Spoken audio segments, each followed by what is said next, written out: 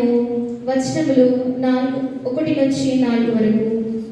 మొదటి పఠనము మలాకి గ్రంథము 3వ అధ్యాయము వచనములు 1-4 వరకు. సర్వశక్తి మంతుడైన ప్రభు ఇట్లు బదులు చెప్పుచున్నాడు: నా మార్గమును సిద్ధము చేయుటకు నేను నా దూతను పంపుదును. అప్పుడు మీరు ఎదురు చూచుచున్న ప్రభు విడులను దేవులమునకు వచ్చును. మీరు చూడగోరుచున్న నిబంధన దూత శీఘ్రముగా వచ్చును. కానీ అతడు వేంచేయు దినమును భరింపగలవాడెవడు? అతని ఎదుట నిలబడవాడెవడు? అతడు సంబుద్ధి వంటివాడు, లోహములను శుద్ధి చేయు అగ్ని వంటివాడు. అతడు వెండిని పుటము చేసి శుద్ధి చేయువాని వలె వచ్చి తీర్పు చెప్పును. లోహకారుడు వెండి బంగారములను పుటము చేసినట్లే ప్రభుదూత యాజకులను శుద్ధి చేయును. అందువలన వారు అతనికి యోగ్యమైన బలిని నర్పింతురు. అప్పుడు యూదా యెరూషలేము వాసుల ప్రభువునకు అర్పించు బలులు పూర్వకాలమునందువలే అతనికి ప్రీతి పాత్రులగును.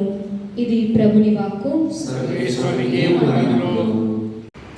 పునీత లూకా గారు రాసిన సువిశేషము 2వ అధ్యాయము పవిత్ర వచనములు 22-35 వచనం వరకు. లూకా శుభవార్త 2వ అధ్యాయము పవిత్ర వచనములు 22-35 వచనం వరకు. మోషే చట్ట ప్రకారము వారు శుద్ధి గావించుకోవలసిన దినములు వచ్చినవి. ప్రతి చురుచూరు మగబిడ్డ దేవునికి అర్పింపవలెనని అని ప్రభు ధర్మశాస్త్రములో రాయబడి ఉన్నట్లు మరియమ్మ యోసేపులు బాలయేసుని యెరూషలేమునకు తీసుకుని పోయిరి. చట్ట ప్రకారము ఒక జత గువ్వలనైనను 2 పావురము పిల్లలనైనను బలి సమర్పణ చేయుటకు కూడా అచటకు వెళ్ళిరి.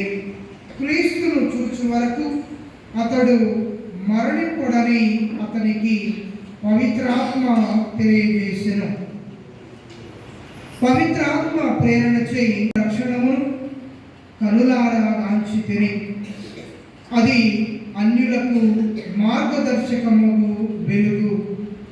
నీ ప్రజలకు ఇశ్రాయేలీయులకు మహిమను చేకూర్చు వెలుగు. బాలుని గురించి పలికిన ఈ మాటలు విని అతని తల్లియు తండ్రియు ఆశ్చర్యపడిరి. సిమియోను వారిని ఆశీర్వదించి ఆ బిడ్డ తల్లియగు మరియమ్మతో ఇట్లా నేను: ఇదిగో ఈ బాలుడు ఇశ్రాయేలీయులలో అనేకుల పతనమునకు ఉద్ధరింపునకు కారకుడు అగును. ఇతడు వివాదాస్పదమైన గురుతుగా నియమింపబడి ఉన్నాడు. అనేకుల మనోగత భావములను బయలుపరచును. ఒక ఖడ్గము నీ హృదయమును దూసుకొని పోచున్నది. ఇది క్రీస్తుని సువిశేషము.